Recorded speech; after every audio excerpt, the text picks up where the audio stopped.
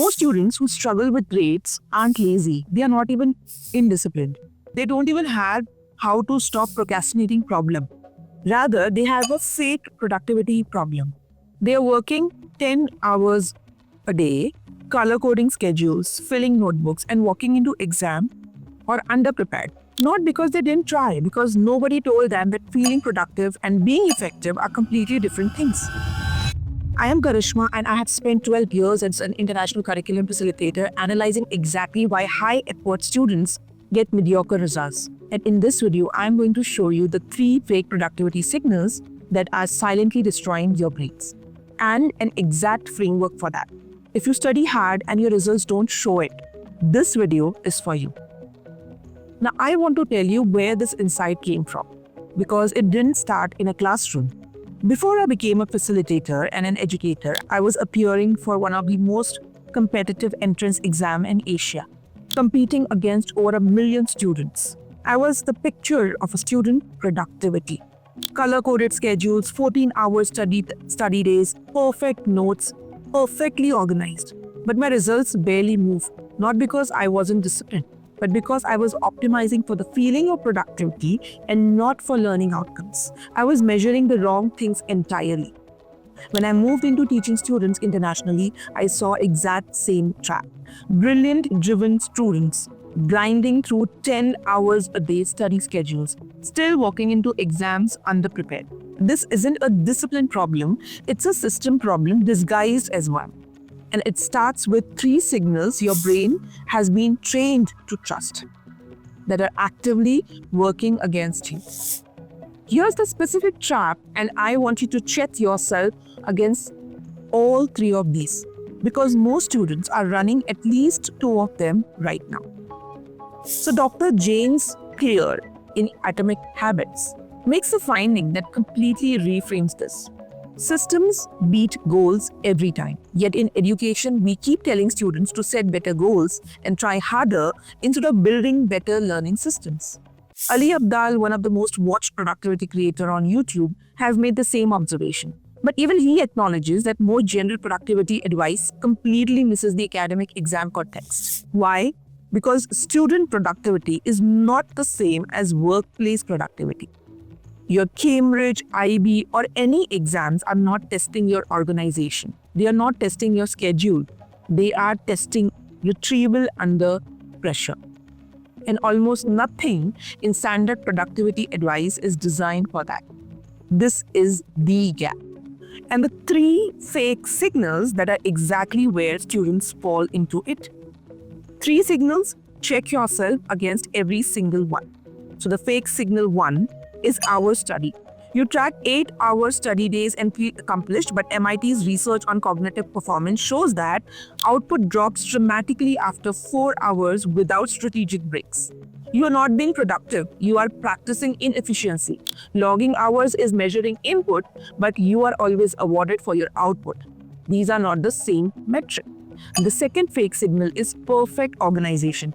Beautiful notes, color-coded planners, a pristine study space. This feels like productive, right?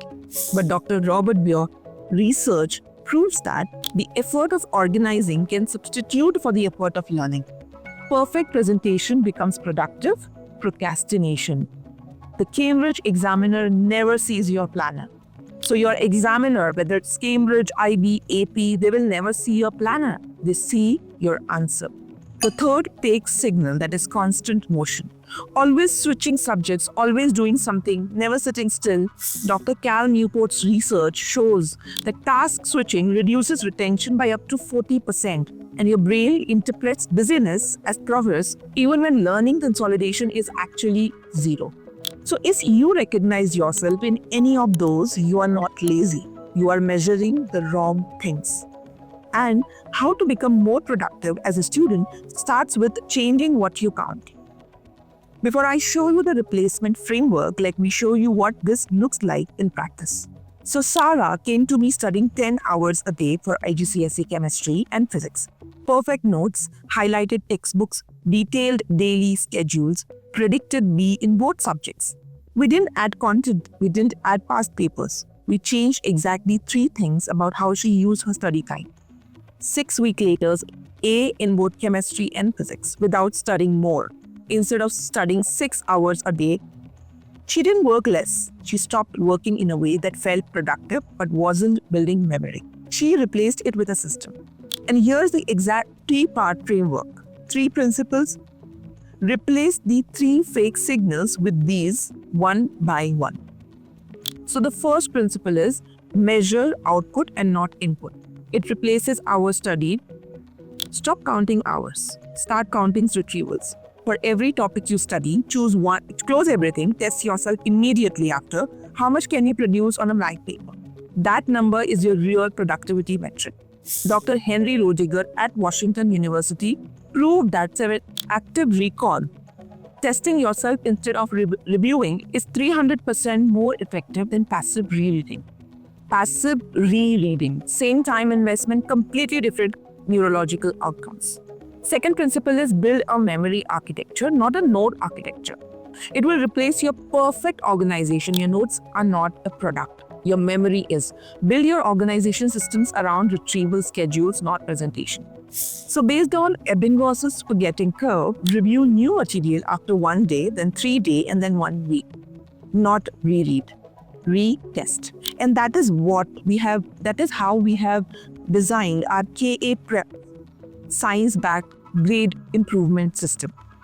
So this is what management for students actually looks like when it's built around how the brain retains information rather than how a planner looks.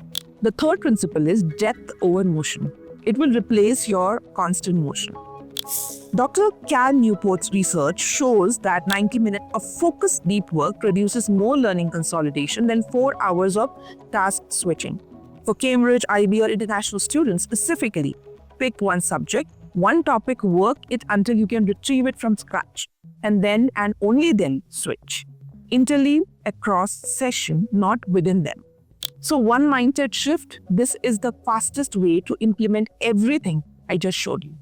Stop asking how many hours did I study today. Start asking how many retrievals did I complete. How many gaps did I find and fix? And this is what exactly our educators are trained to do. Stop asking, are my notes organized? Start asking, can I reproduce this topic on a blank page right now? Stop asking, have I covered all my subjects today? Start asking, which subject am I building deep memory in and which am I just visiting? Activity metrics tells you how busy you were. Learning metrics tells you how prepared you were. Sarah wasn't less busy after we changed her system. She was less busy doing things that didn't move her grades. So today, here's how to implement this tonight. 15 minutes, any subject. So for chemistry, let's say you're doing chemistry, read one topic, set a section, set a 5-minute timer, close the book, write everything you can recall from memory on a blank page. Check, mark every gap in red, and tomorrow, open only the red section. For any subject, the rule is the same. Input must produce output. Every single session. No output equals to no memory consolidation equals to fake productivity. This is the foundation of how to stop procrastinating as an academic, and not willpower, not discipline, not another schedule. A system where every minute of effort builds towards a specific measurable result. Most students who struggle with grades aren't lazy, they are not undisciplined, they are caught in fake productivity trap. Measuring hours, perfecting notes, studying in motion, while actual memory consolidation stays zero. So what you have to do now is follow these 3 principles. Measure output, not input. Build memory architecture, not note architecture. Depth over motion. Sarah didn't study less. She stopped doing things that felt productive but weren't productive. That's all. So now what you have to do is don't go into another exam week logging hours that aren't building memory. You're working too hard for that. And if you want to learn the right science-backed learning techniques to improve grades without burning out, this is the channel you should subscribe to. See you in the next video.